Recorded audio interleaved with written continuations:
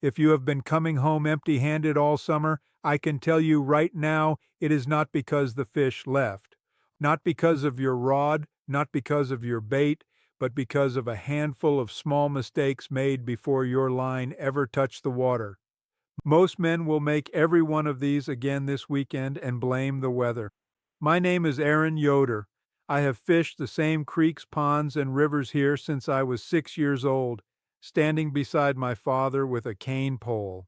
In that time, I have learned that catching fish has very little to do with what you spend and almost everything to do with what you do. We have no fish finders, no sonar, no $300 rods.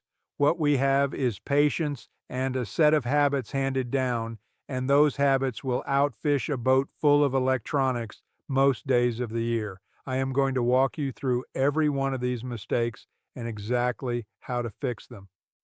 Let's start with the one that costs a man his whole morning, the hour he chooses to fish. Most folks head out when it is convenient. 10 o'clock after breakfast and chores, sun already climbing. By then, the feeding window has shut and you are casting into an empty room. Fish are not lazy in the middle of the day, they are hiding. Bright overhead sun drives them deep or under a log or into the shade of a cut bank, and there they sit. You can drop a perfect bait 2 feet from a base at noon and he will not turn his head. The fix costs you nothing but sleep. The first hour of light and the last hour of light are worth more than the entire middle of the day put together. Low light gives fish cover, cover gives them confidence, and a confident fish feeds. Get your line in the water before the sun clears the tree line and stay until you cannot see your bobber, and do not write off a gray, drizzly day. When cloud cover sits low, that window stretches for hours. Some of my best days came in a light rain when every other man stayed home. If you are serious about catching more fish without wasting money on tackle, you need a plan.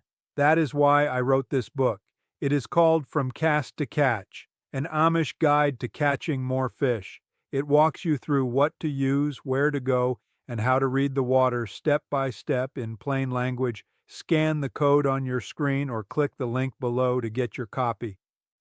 Now, arriving at the right hour is a fine start, but I have watched men get there at first light and ruin the spot in 90 seconds because of the second mistake. They announce themselves. Sound travels through water 4 times faster than through air, and a fish feels it before he hears it. A truck door slamming, a tackle box dropped on aluminum, boots stomping down the bank, wading in fast and pushing a wall of water ahead of you. Every one of those tells every fish within casting distance that something large has arrived, and they slide off into deep water before your first cast. Walk the last 20 yards like you are entering a house where a baby is sleeping. Set your gear down, do not drop it. Step heel first and slow. If you are wading, move so slowly the surface barely wrinkles. Then stand still for 2 full minutes before you cast. That pause lets the water settle back to normal. And there is one more way you give yourself away, which almost nobody thinks about: your own shape against the sky. A fish looking up sees a bright window above him, and anything crossing that window reads as a hawk. Stand tall on the edge of the bank and you are that shape. Your shadow does the same work. On a bright morning it will stretch 15 feet across the surface, and the moment it touches a shallow flat, that flat empties out. Keep something behind you: brush, a tree line, tall weeds, anything that breaks your outline. Kneel when the water is clear, and mind where the sun throws your shadow. If it falls on the water in front of you, move until it falls behind you instead. Now, once you are quiet and hidden, the next thing costing you fish is the line itself. Most folks are using line far heavier than they need.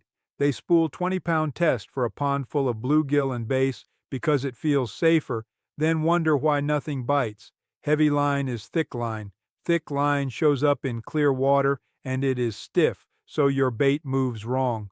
A worm on heavy line hangs there like it is bolted to a post. A worm on light line drifts and turns and looks alive. For most farm ponds and creeks, 6 or 8-pound test handles anything that swims. Go heavier only when there is thick cover you must drag a fish out of, and check the age of what is on your reel. Line left sitting in the sun goes brittle and holds the memory of every coil. Run a foot of it between your fingers. If it feels rough or comes off the spool in tight little springs, strip it and replace it. A spool costs less than a tank of gas. Which brings me to something almost nobody checks, and it loses more fish than anything I have named yet. Your hook. A dull hook does not set, it slides. You feel the strike, you pull back, you get half a second of weight, then nothing. And you tell yourself, he threw it.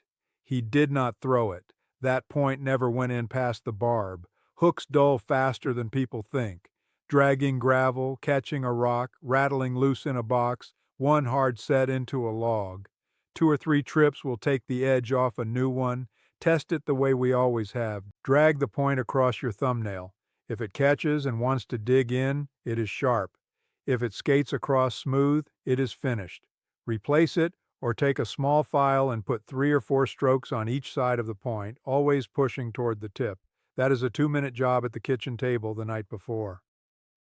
Now, all of this assumes you are casting where the fish actually are, and this is where most men go wrong on the very first throw. Watch a fellow arrive at a pond. He walks to the middle of the bank, winds up and heaves it as far as he can into open water. It feels productive. It is almost always wrong.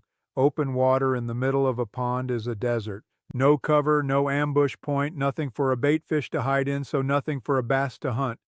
Fish live on edges. The edge of a weed bed, the edge of a shadow, a fallen tree, a dock piling, a point of land, a place where shallow drops off into deep. Anywhere one kind of water meets another kind, that is an edge, and that is where a fish waits. So before your next cast, stand still for 5 minutes and just look. Find the edges. Then fish them close in first, before you throw long, because the fish nearest the bank are the easiest to spook and the easiest to catch. The next mistake is impatience, and it shows up in the retrieve. Men crank that reel like they are in a hurry to get the bait back. Real prey does not swim in a straight line at a steady speed. It darts, it stops, it sinks, it panics. Almost every strike I have ever had came on the pause, not on the pull. Reel a few turns, stop, let it settle, count to 3, then move it again. That stop is when he takes it. The same impatience ruins the hook set. A man feels a tap and yanks straight back before the fish has the bait in his mouth. All he does is pull it away. Feel the weight first. Let the line come tight, then set firm and low to the side. Not a wild swing over your head, just a strong sweep. And one more. Men give up on a good spot in 10 minutes, then spend the rest of the day walking. Other men sit in one dead corner for 4 hours out of stubbornness. Neither works. Give a good edge 20 minutes and a handful of different angles. If nothing shows, move quietly and come back to it in the evening when the light drops. Everything I have told you today comes back to one idea. The fish are not the problem. The water tells you where they are, what mood they are in, and when they will eat, and your only job is to be quiet enough and patient enough to listen. Every mistake in this video is a man talking when he should have been listening. Do these things and you will already be ahead of most anglers out there. If you are serious about it, my book is on your screen now. From Cast to Catch, an Amish guide to catching more fish, what to use, where to go, and how to read the water. Scan the code or click the link below. Thank you kindly for watching. Tell me down in the comments, which of these have you been guilty of? And hit subscribe for more. God bless, and I will see you next time.